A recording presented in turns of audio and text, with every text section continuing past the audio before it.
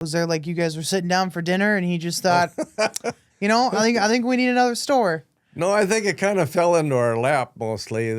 Bismarck store was the first one. It was a General Tire store, and General had decided to divest all of their retail stores, and I think they had 100 of them, and that was how we gained the Bismarck store. They sold it to us. Okay. So we ended up with retail. Well, they did some truck tires too, but it was, when you looked at the building, it was mostly a retail building. Gotcha. And Carrington came along several years later. Small Business Administration in North Dakota approached my dad and said, well, we have this empty building in Carrington. We'd really like to see something go in there. Yeah. What would you consider a tire store in Carrington? So that's how we ended up with the Carrington store. And then it was a matter of the general one in Bismarck. There was people operating that, so we hired a manager to watch that one. And eventually Kurt Lee was working for the Tower City truck stop. And we hired him away from there to manage Carrington. Okay.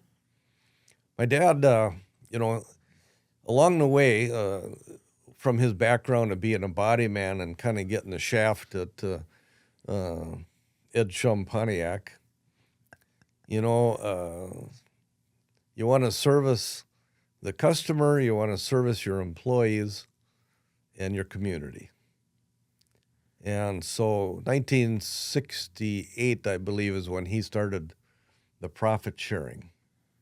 Okay. Well, how that was generated, the government allows you 15% of your income to go into a retirement vehicle like profit sharing.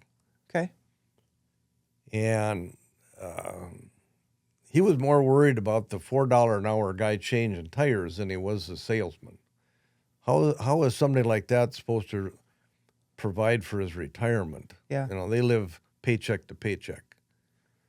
So what he did is he, for purposes of the profit sharing, everybody's salary was locked in at $20,000. 15% of that is $3,000. So at the end of every year from 1968 on, we would take about $450,000, and everybody got $3,000. John got $3,000. Woody got $3,000. I got $3,000. Down the line it went. George Lavelle Lumber had a profit sharing. 15% of the owner, that was probably $15,000. It went into his. Yeah. And his son, and I think he had 6 sons. They pretty much ended up with all the profit. Yeah. And I knew one of the workers over there in the yard. He got $200. And we saw several like that, where the normal working guy didn't get much. Yeah. Well, over the years from 1968 to when I stopped contributing to that, and that would be like 2014 is when we created the ESOP. That's when we stopped the profit sharing.